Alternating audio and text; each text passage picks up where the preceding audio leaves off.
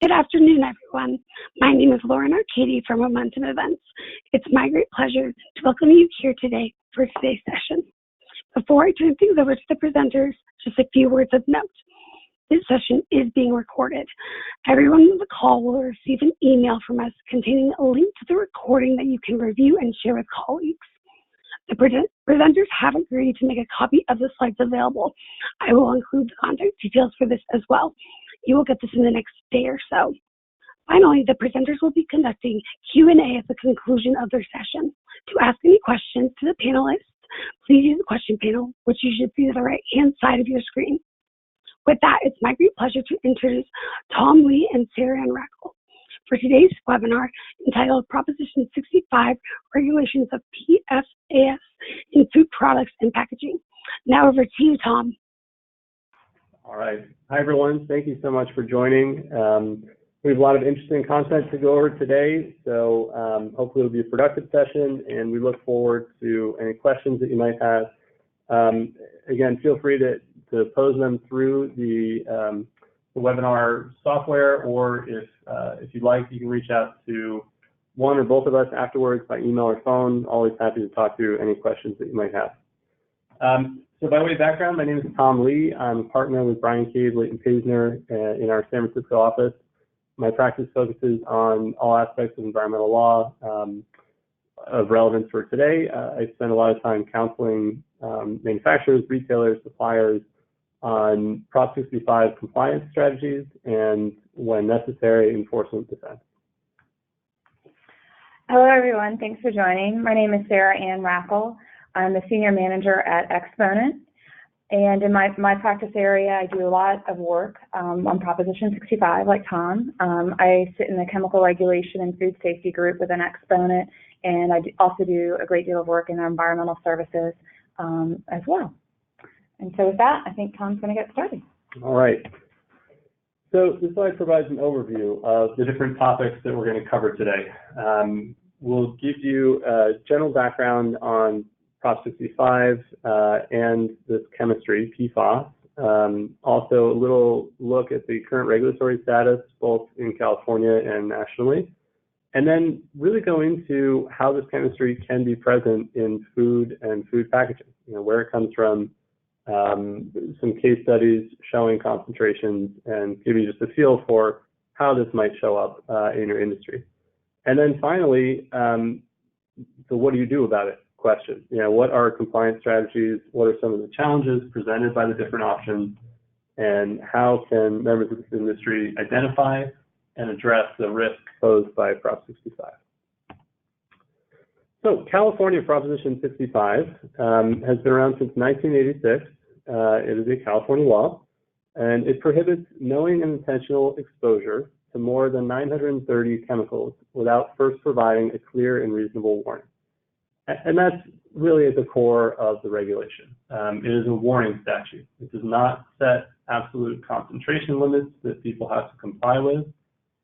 It just requires the consumers, Californians, be provided with a warning if the product contains a listed chemical.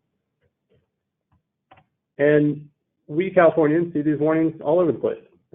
These are just some anecdotal examples. You can see them, well, not anymore, but for a long time they were in Starbucks and other coffee providers, McDonald's. We include the Disneyland Resort warning, and they're on a variety of consumer products and entrances to most buildings. So they're very pervasive in California. And that's because there is a very robust enforcement program under Proposition 65. So the statute can be enforced by the state attorney general, by district and city attorneys, and, as is most commonly the case, by private enforcement groups. So these are private individuals who purchase products, test them for Prop 65 listed chemicals, and then send a demand notice to the manufacturer and or retailer of those products. And as you'll see here on the slide, they're required to serve a 60-day notice on the alleged violator, and they are prohibited from filing a lawsuit during that 60-day period. And functionally, what happens is during that 60-day period, the the impacted company will typically respond to the enforcement group and start discussing what the path forward will be. An enforcement action can have several different outcomes. There are different types of damages that an enforcement group can seek. First, they can seek an injunction, so prohibiting the sale of the product without a warning. There are statutory penalties of up to $2,500 per day for each violation. And enforcement groups argue that each violation means each individual sale of a product. So you can see how if there's a maximum $2,500 penalty for each individual sale, those penalty amounts add up very, very quickly. The statute also allows for the recovery of attorney fees. And that is where the bulk of the settlement money goes. You see here the settlement payments for the last 3 years are significant, in the $30 to $35 million range for 2016, 2018, $25 million for 2017. And so those are total settlement amounts, including penalties, but typically the percentage of the attorney's fees in Prop 65 settlement is somewhere in the 75 to 85% range, and the rest is penalties. And we say settlement payments here because that is the way that the lion's share of these cases are resolved. There typically is either a public settlement, which is done through a consent decree, which is approved by a court, excuse me, or a private settlement, which is just a contractual settlement agreement with the individual enforcement group. But again, that is by and large the way that most of these are resolved. The economics of actually litigating one of these matters typically doesn't make sense unless it's sort of an existential issue for a whole industry. So there are several defenses that are available to the regulated entities. First, you can argue that there has been no knowing and intentional exposure. So essentially, you may do your own internal testing, establish that the product contains a listed chemical, but tell the enforcement group, we didn't know. And the statute only prohibits a knowing exposure. It's a difficult defense to establish. Enforcement groups will often argue, well, you should have known based on general industry standards. But in any event, if you plan to put forward that defense, you need to stop selling the product immediately after receipt of the 60-day notice. You can also argue that there's been no exposure above a safe harbor level. So there is a list of OEHA-approved safe harbor levels, and you can find that list in the link shown in the slide. And those are described as no significant risk levels for carcinogens and maximum allowable dose levels for reproductive harms. And dose is the key word in this. Most other environmental regulations set out concentration limits. So your product cannot have more than 500 parts per billion of a particular chemical. Prop 65 works a little differently. It says your product cannot expose consumers to more than a certain number, typically of micrograms per day. This means that when you're trying to determine whether or not you're above or below a safe harbor level, knowing the concentration of a chemical in your product is just a starting point. You then need to take that concentration and calculate what the dose to consumers is to establish where you fall relative to the safe harbor level. Another defense is that the chemicals are naturally occurring. They're present solely as a result of absorption from the environment in which the food, typically this comes up with food, in which the food is raised or grown. And you also have to establish that it's not feasible to reduce the concentration of that chemical in the product. It's a difficult defense to establish. It has been used to some limited success in certain circumstances, but it's a challenging one to prevail on.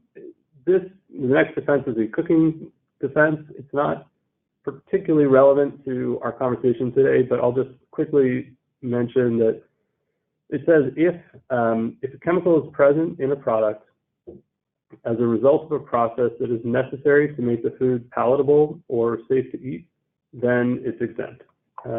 Again, that's a difficult one to prevail on. Finally, there is a concept of food lot averaging, which is a way of sort of normalizing the variability in chemical concentrations across food lots. There was an important court decision in the beech nut case, which adopted one standard. OEHA is in the process of proposing regulations to establish a uniform standard.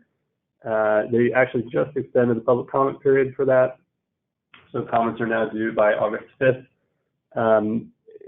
Really, it's not conclusive one way or another what the standard will be going forward, but something to pay attention to in the event that you do receive an enforcement notice.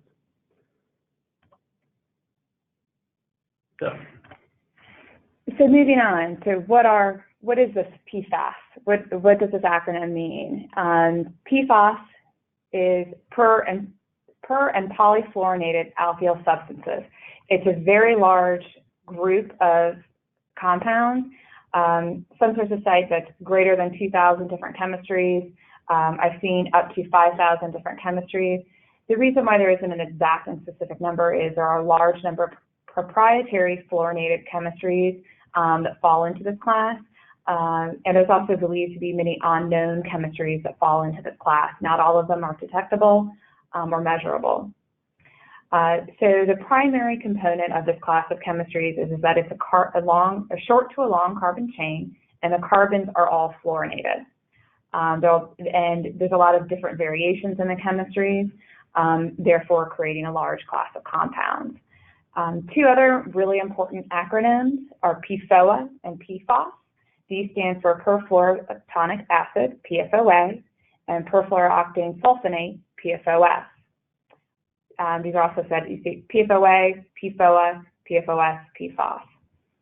And these were initially widely used compounds and have been very heavily studied. PFAS chemistries were used in a variety of consumer products, which we'll talk about a little bit more, because these products, they provided stain, water, and grease resistance, and they've been used since the 1940s. The carbon-fluorine bond is very powerful, and the fluorine atoms shield the carbon backbone. Some of the other characteristics of this chemistry include that it's very water-soluble, so they do not easily absorb to the sediments or aquifer material, and they tend to stay in the water column. They're also considered environmentally stable relative to other organic chemistries. These chemistries are resistant to hydrolysis, photolysis, volatilization, and biodegradation. These are all pathways that many organic chemistries degrade in the environment naturally. However, that is not the case generally not the case with the PFAS chemistry group. Also, PFAS tend to bioaccumulate in natural environments and into humans. And this is based on blood testing. PFAS have been shown to accumulate in human and animals, and this is also including fish and shellfish.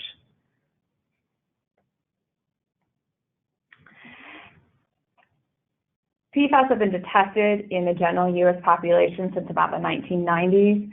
Detection was initially noted in factory workers either producing the chemistries themselves or in utilizing the chemistry in consumer products as early as the 1970s.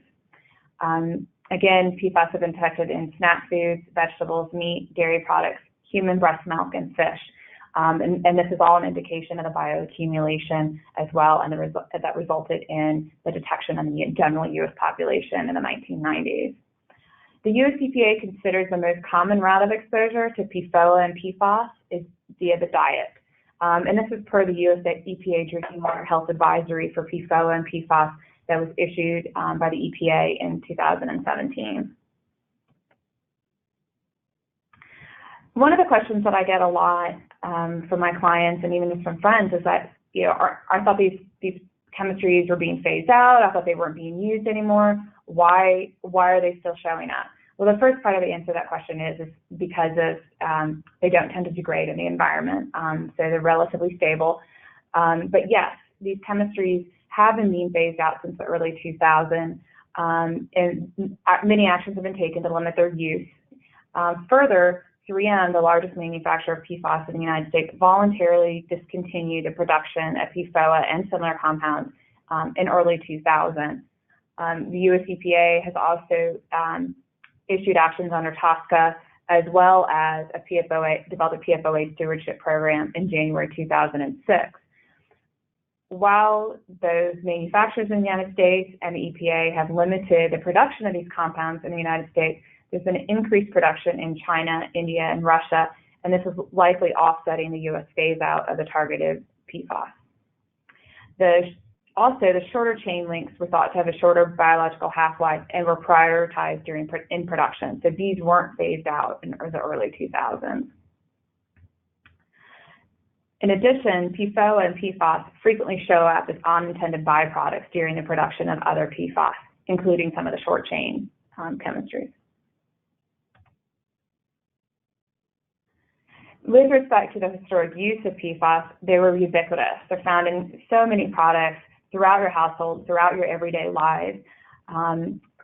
With respect to EPA's PFAS webpage, the first use of PFAS is identified as food packaging and PFAS-containing materials. PFAS also shows up in food related to processing equipment, or also from PFAS, the raw materials in a processed food are grown in PFAS-contaminated soil or water. PFAS are present in a wide variety of commercial household products, including stain and water repellent fabrics, nonstick products like cookware, for example, Teflon, polishes, waxes, paints, many cleaning products. PFAS can be present in the workplace, as we discussed, as well. Also within your home and your everyday environment, PFAS could be found in drinking water. While this is typically localized, it is found throughout the United States. PFAS can also be found in living organisms, as I've mentioned. This is fish, shellfish, animals, and humans. So, as there was increasing awareness of the prevalence of these chemicals, there's been an increased focus on regulation, both on state and federal levels. In February 2019, EPA announced its PFAS action plan, and it's a very detailed roadmap of the steps that EPA plans to take to investigate and regulate PFAS in drinking water, in groundwater, and in consumer products.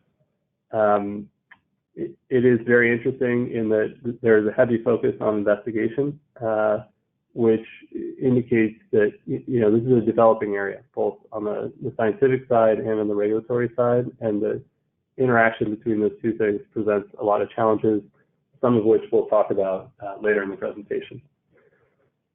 However, several states were disappointed by EPA's timing and decided to move forward with their own limits and regulations for these chemicals, both in drinking water, groundwater. And so there's sort of, right now, there's a patchwork of regulations.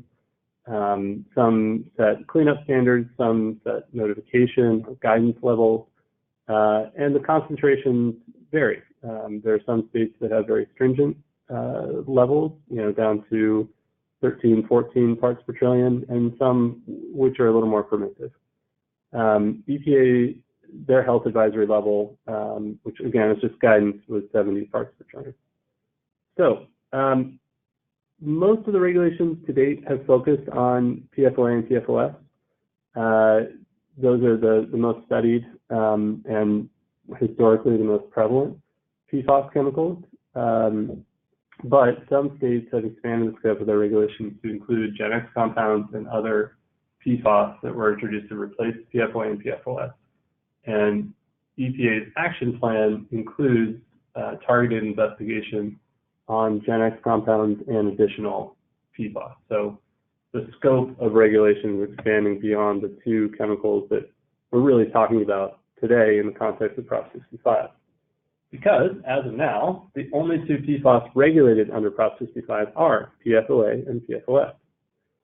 They were listed in November 2017, so the warning requirement went into effect on November 11, 2018, meaning if you sold a product after November 11, 2018, it contained one or both of these chemicals, and you did not provide a warning, that potentially could expose you to liability under Proposition 65. Both chemicals are listed as reproductive toxicants, and OEHA has not established a MADL, which is the safe harbor dose that I talked about in the introduction, for either chemical. This means that if you're going to do an exposure assessment to determine whether the dosage from your product is above or below the safe harbor level, you need to work with someone like Sarah Ann to establish what that safe harbor level is. Both chemicals were listed under the authoritative body's listing mechanism. And we're not going to go into a whole lot of detail into how that works, but it allows OEHA to list chemicals when another authoritative body, another typically government agency, has made a determination about the health risks of a particular chemical. And it's important in this context for two reasons. First, EPA's health advisory was a non-binding guideline, essentially a recommended maximum concentration for drinking water. And OEHA added it to the list, and those two chemicals are now subject to warning requirements regardless of the context, not just drinking water, in consumer products. So it shows that OEHA can adopt and add chemicals based on essentially a guidance determination by another agency. This means that OEHA is likely to list any additional PFAS that are subject to future EPA health advisories, potentially if certain international groups make determinations about other PFAS chemistries, OEHA may adopt those conclusions. So while PFOA and PFOS are the only two PFAS chemicals that are currently listed under Prop 65, I think we all expect that to change over the next few years. So turning to the enforcement side of things, as of July 9th, there have been no 60-day notices for PFAS. And as you recall from the introduction, anytime that a private enforcement group wants to bring enforcement action, they have to circulate a 60-day notice letter. And in addition to sending it to the alleged violator, they also have to provide a copy to the Attorney General. And the Attorney General lists all these 60-day notices on their website. It's a great resource. And it shows us, in this case, that there's been no enforcement for PFAS yet. There have been two notices for PFOA, both in cosmetics. And we've heard just anecdotally that it's not really clear how that chemistry may have made its way into those products. There's some thinking that it might be in the packaging for the product, but they're not really sure. And it frankly is a little surprising given the list of historic uses that you saw in one of Sarah Ann's slides. Cosmetics is not really where we expected the first enforcement action to take place. Now, I wouldn't take much comfort in the fact that there have not been very many enforcement actions to date.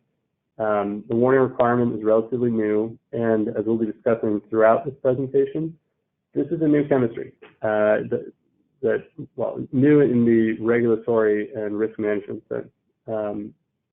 So labs are still developing their analytical methodology for even detecting concentrations of individual PFAS in products, and that methodology has not necessarily been fully developed and validated. So there are a lot of challenges for both the enforcement groups and industries trying to comply, but the long and short of it is that we expect there to be significant enforcement of this chemistry going forward. So moving on and talking about where are PFAS in our food packaging and also where are they in the food and beverages. You can divide up where they're coming from in both intentional and unintentional sources.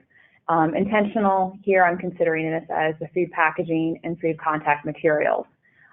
So thinking of that waxy finish on your pizza boxes or fast food wrappers, or that nice shiny finish on your French fry packaging, microwave popcorn bags, baking papers. So these are both packaging materials that you might purchase at a fast food restaurant, but also food packaging or baking papers, for example, that you might purchase at the grocery store for your own food preparation. And also what's important to note is that these are on the surfaces that aren't come in contact with the food. They're not inside of the cardboard, as an example. The other key area is the unintentional introduction of PFAS in food and beverages, and that's due to the environmental persistence of PFAS. So, for example, contaminated water. This could be used in processing and preparation, or even cleaning the processing equipment with contaminated water. Use of contaminated biosolids in agricultural and livestock raising, growth of food in contaminated soils. There can also be direct and indirect exposure of domestic animals to PFAS from drinking water. And again, as we mentioned earlier, there's a lot of indication of bioaccumulation of this class of chemistry. Also fish and shellfish from contaminated waterways would be an unintentional source due to the environmental persistence of these compounds.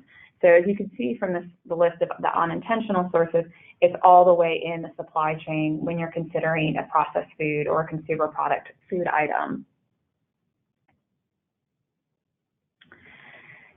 So the next question to looking at is okay, well, if they're present in the food packaging, can they actually migrate into the food? Is the presence of PFAS important in the actual food consumer product? And that's where it's really important within Proposition 65, is the consumer going to be exposed to the PFAS? So as I already mentioned, that the layer of the fluorinated chemistries typically are in the direct contact with the food because they repel water and grease. There was a publication by Begley et al. In 2008. This is one of a number of publications identifying the migration of fluorochemical paper additives from food contact paper into foods and food stimulants. So what these researchers did in a controlled laboratory setting, they acquired a number of food packaging products that were known to contain PFAS chemistries, and then they evaluated in the laboratory setting if the fluorochemicals migrated into different types of oils and different types of aqueous solutions to simulate food. Their results indicated that the fluorochemical paper additives did migrate to food during the actual package usage.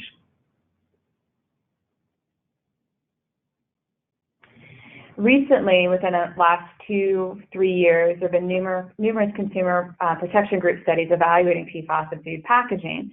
And again, this looks at answering the question, well, is it still present in food packaging? So it's migrating, but is it really still present in the food packaging? Is it really still present here in the United States, where consumers can actually purchase food that had food packaging with PFAS? These studies indicate that the answer to that is yes. All of these studies tested food packaging products from fast food stores and different grocery store chains. The materials picked up from grocery store chains would include both ready-to-go food containers as well as products that consumers could purchase to prepare food at home. They tested the total fluorine levels in many of these food products.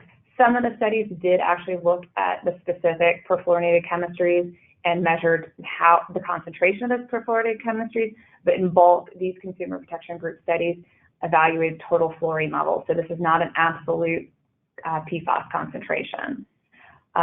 The primary products that were showing elevated fluorine concentrations were takeout containers, bakery or deli paper, single-use plates, microwave popcorn bags, and then hot bar clamshell containers. In one of the studies that's cited at the bottom of the slide, they looked at 400 food packaging samples.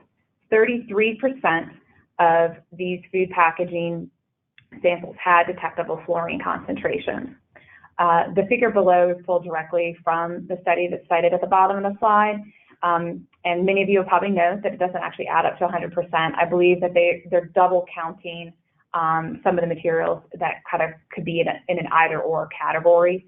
But of those 33%, approximately 56% of those materials were for dessert and bread wrappers.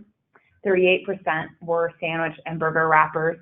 And then the remaining 20% were paperboard, as the picture to the left depicts, for example, something that you would see French fries held in, or pizza boxes.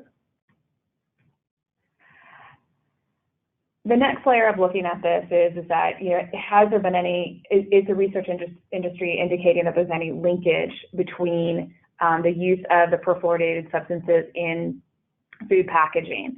There was a recent study published by Barono et al. In 2018, and they specifically looked at the exposure-related behaviors and blood serum concentrations.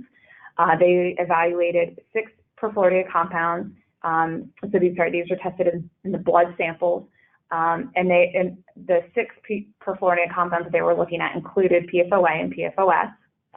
They evaluated 178 middle-aged women. About half were African American, and the others were identified as white, non-Hispanic.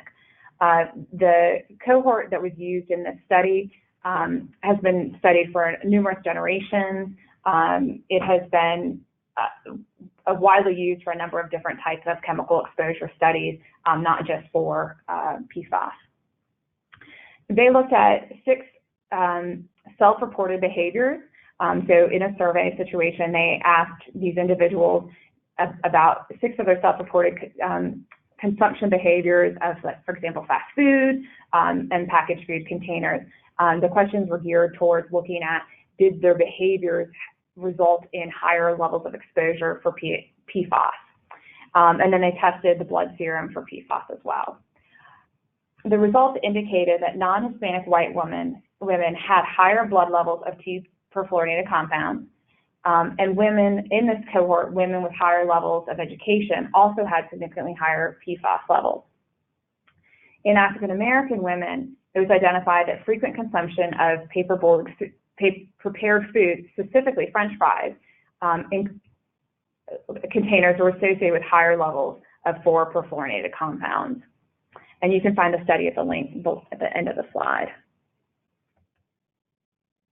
So overall, these studies indicate that there's presence of perfluorinated compounds in food packages containers still here in the United States, and that also it's resulting in potential exposures to humans.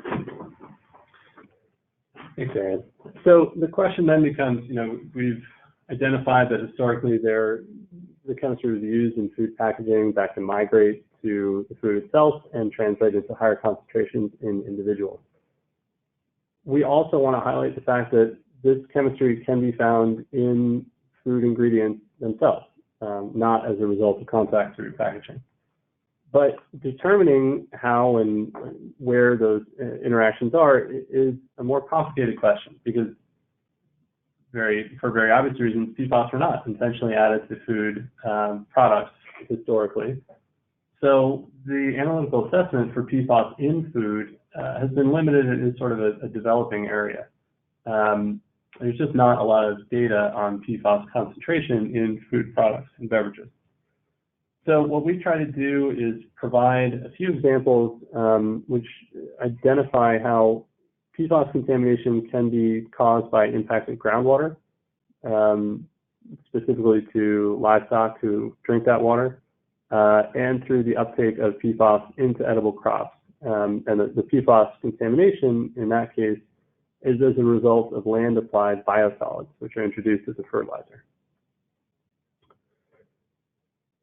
So before getting into those specifics, we just kind of want to give you a general sense for the prevalence and distribution of this chemistry.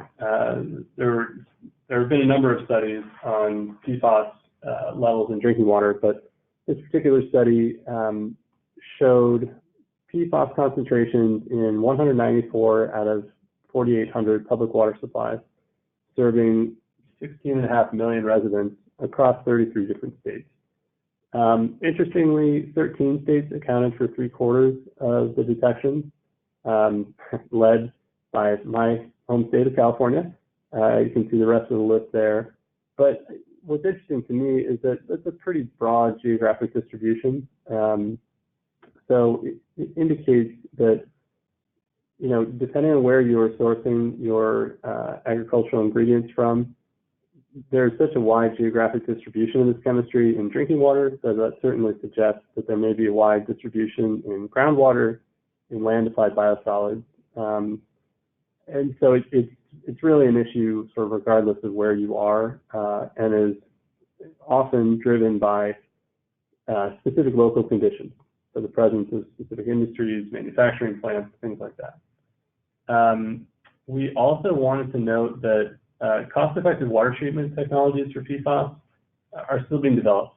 That's a big focus in EPA's PFAS action plan is research and data sharing around treatment technologies, removal technologies. There are several different technologies that are being implemented across the country. Some have shown, some real removals of the chemistry, but it appears that they're having challenges removing the chemistry to the levels that some of the states are requiring. So down into the 15, 14, 13 parts per trillion range. It's just very hard to achieve that concentration level. So probably the best data set for the presence of PFAS in food products has been a series of studies done by the FDA starting in 2012. They tested a variety of different food and beverage products for presence of a number of perfluorinated compounds, but those include PFOA and PFOS. So the general overview is that FDA did detect PFAS in several of the products that they sampled. However, in the vast majority of cases where the chemistry was detected, FDA concluded that it has no indication that these substances at the levels found in the limited sampling present a human health concern. One notable exception, which we'll talk about in a little more detail below, was milk from one of two dairies, and they ended up discarding the milk after the study based on the concentration levels that they found.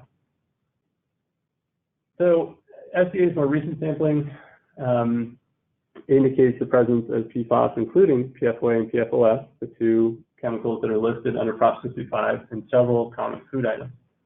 So in 2018, FDA sampled a variety of raw produce and detected PFOA and or PFOS in cabbage, collard greens, kale, mustard greens, Swiss chard, lettuce, and lettuce mix.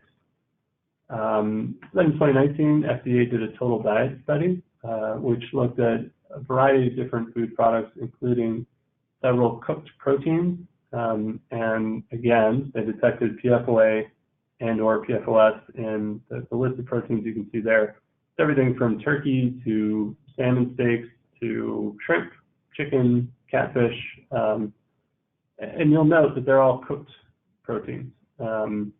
So it's important to point out that some of those results from that 2019, I'll call it the proteins study, those detections may be the result of the cooking method and the type of pan or cooking material used. But the studies overall indicate that this chemistry is present in a variety of raw and cooked foods. We also want to highlight that the FDA conclusion quoted 2 slides above is not a viable defense to Proposition 65. So the fact that FDA has determined that based on the limited data available, the presence of this chemistry at the levels detected does not present a human health concern, that is not an effective defense to Proposition 65. The way you would make that sort of same substantive argument in Prop 65 would be to say that the dose level from your product does not exceed the safe harbor level for this chemistry. We also want to point out that the FDA investigation is ongoing. They're still evaluating and testing food to better understand the human health impact from a risk assessment perspective. So, the FDA is finding this chemistry in a variety of food products. The question then is, how is it getting there? And so I'll note at the outset that what we're describing here is largely based on news reports. This is not based on any particular government findings, so I think it's important anecdotal information, but I don't want this to be taken as necessarily scientifically accurate. However, There's been a lot of media attention around a report that PFAS contamination from the Cannon Air Force Base in New Mexico migrated into groundwater, and then that groundwater went to the neighboring Highland Dairy. PFAS was detected in 7 of the 13 wells that the dairy farmer uses to extract groundwater to water the cows. And as a result of the PFAS levels in the groundwater, which then translated through the cows into concentrations in the end milk product, the farmer is now dumping 15,000 gallons of milk each day. He's had to let 40 employees go and plans to terminate his entire 4,000 cow herd. As I mentioned, a number of media outlets have picked up the story. You can find a link to one article about it there.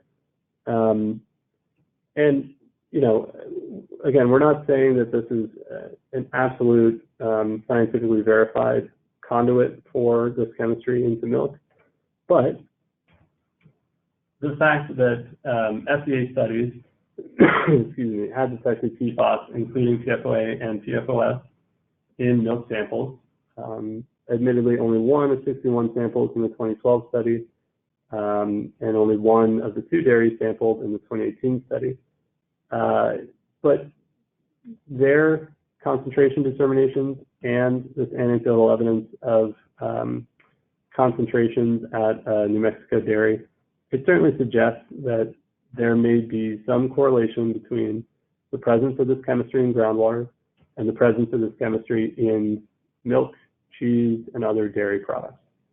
So members of that subset of the food and beverage industry should pay particular attention to this issue, because that seems like a particularly accessible pathway for the chemistry to reach finished products. So the other potential source of the chemistry in food that we wanted to touch on is contribution from land-applied biosolids. So in the U.S., a large portion of sludge produced from municipal waste, otherwise known as biosolids, are land-applied because it's, as you might expect, a fantastic fertilizer. So EPA conducted a study to evaluate what the transference was, what the likelihood of uptake from crops from PFAS-contaminated soil would be. And what they found, so they did a greenhouse study and a field study, and they found that in the greenhouse study, both crops that were tested did demonstrate evidence of PFAS uptake. The 2 crops were lettuce and tomato. Interestingly, though, in the field study with corn, PFAS was not detected in the finished corn product. So EPA's conclusion was the study confirms that the bioaccumulation of PFAS from biosolids amended soils depends strongly on PFAS concentrations, soil properties, the type of crop, and analytes. So essentially, EPA's conclusion was it depends. There does appear to be the possibility for crops to uptake this chemistry from soil that has been treated with biosolids that contain PFAS. But the extent to which that happens depends on a number of variables, which frankly is a little frustrating from an industry perspective, because it means that the onus is on the industry to do the hard work, do the science, and really dig into whether in individual instances there is a transference of the chemistry. So hopefully that provided you with a helpful overview of where these chemicals can be found in food and food beverage containers, food and food beverage products, and a little bit of background on how they get there. So the question then is, what do you do about it? If you're aware of the risk, what are your options to address Prop 65 compliance and enforcement risk? And the good news is that there are several options. We'll talk about each in more detail, but the first is to provide a warning. If you provide a compliant warning, you are absolutely covered from a liability perspective under the regulations. The next option is to contractually allocate responsibility for either providing the warning itself and or allocate who's liable in the event that there is an enforcement action. Another option is to essentially run your own compliance program, to test your ingredients, test your packaging, and test your finished products to assess whether this chemistry is present. And then if you do find it in any of those components of your product, you need to determine whether or not a warning is actually required. And that evaluation includes looking at whether any of the defenses that we discussed in the introduction are available. You can conduct an exposure assessment with Sarah Ann to determine whether the dosage from your particular product falls above or below the safe harbor level. And in the case of PFOA and PFOS, Sarah Ann will help you develop what that safe harbor level is, and then decide whether or not reformulation is an option. And the food and beverage context, reformulation can mean a number of different things. It can mean switching your packaging to a packaging that's guaranteed to not contain this chemistry. It can mean changing your raw ingredient suppliers, or changing the way you handle your process equipment. So there are a number of ways to meet your obligations through what we'll call reformulation. So to go into a little more detail on warnings, again, you may recall the earlier slide with all the different images and warnings that we see all around us here in California. I do want to call everyone's attention to the fact that the warning requirements changed significantly in August of 2018. So even if you have a warning regime in place, it's important to make sure that your new warnings comply with the new requirements. And one of the most important requirements is that you now have to identify at least one chemical that is present in the product for each harm. So one carcinogen and or one reproductive toxicant. It doesn't mean you have to identify every chemical that's in the product, but you need to identify at least one. And if you identify a chemical like lead, which is listed as both a carcinogen and a reproductive toxicant, then you only need to identify that one. You also need to make sure that you comply with all the requirements for the placement of the warning on your packaging. If you do a great job with your product testing, you identify the right chemical, you work with your compliance team and or outside counsel to develop the right language and the right warning label, all that hard work is for naught if you don't put the warning in the right location. So it's important to pay attention to where it is on your package. The new warning regulations also require warnings for catalogs and for all online sales, which has been a big compliance issue for a number of industries. So very important to recognize that as of August 2018, the warnings themselves have gotten a little more specific, and the places where you're required to provide the warnings is a little more broad now. Obviously, warning labels on food products is an issue, especially now that you're required to identify specific chemicals that are in the product. So that may not be the preferred method to mitigate your risk. So a lot of companies are looking to contractually allocate their liability. And there's a number of different ways that you can do this. The regulations now put the primary onus on providing the warning on the manufacturer. And the easiest way to think about what that means is whoever puts the final packaging that a consumer will see on a product and applies their brand to it, that entity has primary responsibility for providing the warning. Doesn't mean, however, that you can't allocate that to someone else. So your contract with your retailers can require them to put a warning on the product. In some cases, white label suppliers, you can put the requirement on them. So there are ways to allocate the warning label responsibility. In addition, and perhaps even more importantly with respect to this chemistry, you can allocate liability in the event that there is an enforcement action. So manufacturers should really take a hard look at their agreements with suppliers, as well as downstream distributors and retailers. But particularly with respect to suppliers, it's very helpful to know if any of the ingredients that you're receiving trigger Prop 65 warning requirements. And writing that into your contract is really the best and only way to ensure that you get those notifications.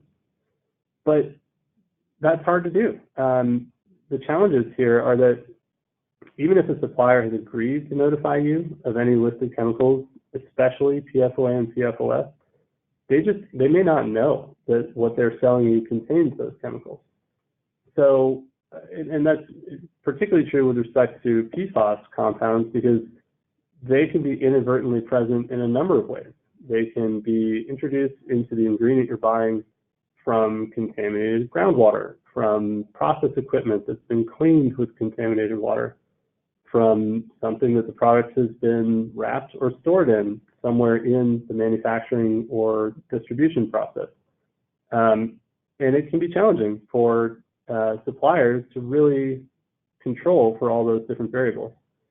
In addition, the concentrations of PFAS chemicals, just like any other chemical, can vary significantly across different lots of the same product or same ingredient.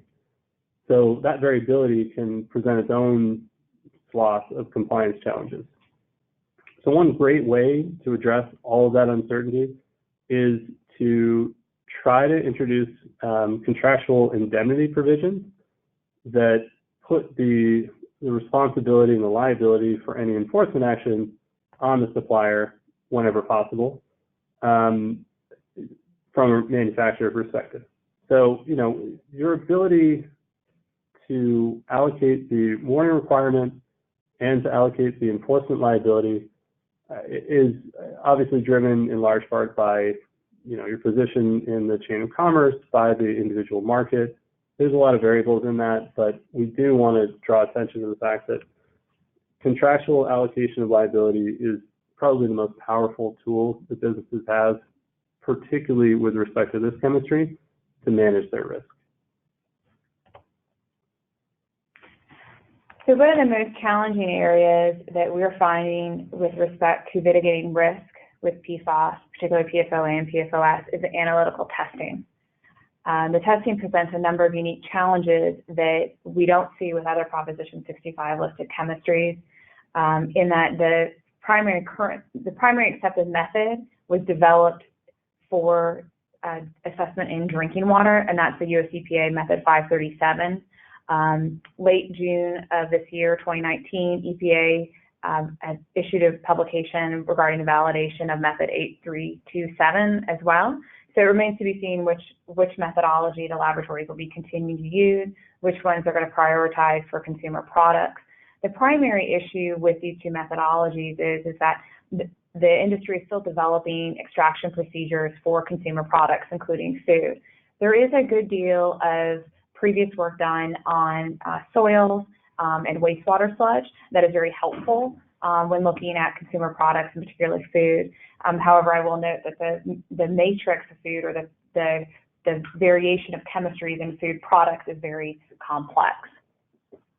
So I think it's important when communicating with laboratories, when you're doing your testing, particularly if you're doing your final food product, that you have an understanding of their capabilities of doing testing on a final food product versus your drinking water or something like that. And then most of the laboratories will offer testing of mini PFAs versus just the PFOA and PFOS, and this has a lot of advantages for manufacturers of food products. One example of that is that PFOSA is considered a precursor to PFAS in an environmentally relevant matrix. So in a food product, theoretically, PFOSA could degrade to PFOA and PFAS. Another thing to note too is that the total PFAS values in your food product could help you understanding the variability or for the potential for higher PFOA and PFOS values. So sometimes the target chemistry in, for example, the food packaging may not be it's not going to be PFOA and PFOS, but there may be unintended PFOA and PFOS formation. So understanding the total or the different ratios of the PFAS chemistries can help aid you in understanding where the variability might be with PFOA and PFOS in your food products. In addition, testing for a wide variety of PFAS in your food products can also help provide opportunity to stay ahead of potential new regulatory actions. As Tom mentioned before, the listing on Proposition 65 was through the authoritative bodies mechanism because EPA had issued documentation that they believe that PFOA and PFAS resulted in reproductive or developmental toxicity.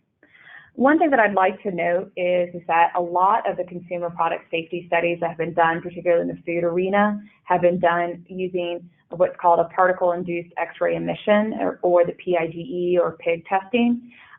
While this results in the total fluorine concentrations, it does not result in a measurement for PFAS. Chemistry specifically, you're not going to get the concentration, or nor will you have knowledge of whether it's PFOA or PFOS in your product. It's purely just a measure of the total fluorine. Yeah, so I'll just jump in really quickly on that point.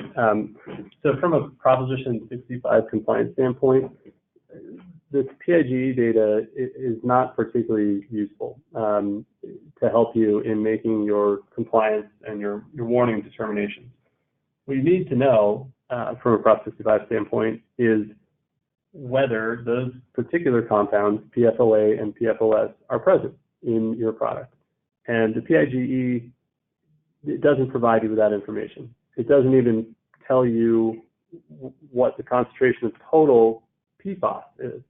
It just tells you how many fluorine, I'm going to demonstrate how little I know about chemistry here. Atoms, molecules? Molecules? Yeah, atoms. How much fluorine is present in the product. So I think it can be helpful as a sort of quick and dirty and relatively inexpensive screening tool to determine whether you need to do further investigation. But for Prop 65 purposes, it's certainly not the last stop in your investigation. And that leads us to our final slide.